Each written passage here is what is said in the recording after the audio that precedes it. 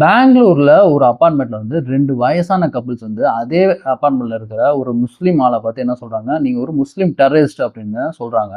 இதை வந்து எல்லாமே அக்கம் பக்கத்துல இருக்கிற எல்லாருமே சேர்ந்து போய் அவங்ககிட்ட போய் தட்டி கேட்கறாங்க. இது எப்படி நீங்க வந்து அவர் எப்படி நீங்க முஸ்லீம் டெரரிஸ்ட்னு சொல்லலாம்? இந்த நாடு என்ன உங்க ஒப்போட்டு சொத்தா அப்படின்னு சொல்லிட்டு அவங்கள்ட்ட கேட்டு ஆர்குமெண்ட் பண்றாங்க. உடனே பயந்து போன அந்த ஆள் வந்து என்ன சொல்றாரு அப்படின்னா, நான் வந்து டிஃபென்ஸ்ல ஆர்மில டிஃபென்ஸ்ல இருந்தேன் அப்படின்னு சொல்றாரு.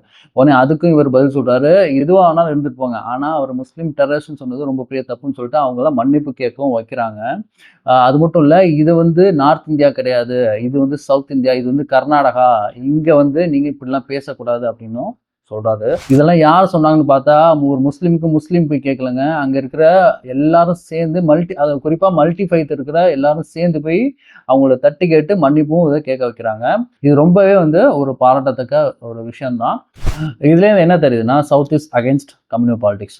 இந்த இன்சிடென்ட் பத்தி நீங்க என்ன நினைக்கிறீங்க அப்படின்னு எங்களுக்கு கமெண்ட்ல சொல்லுங்க.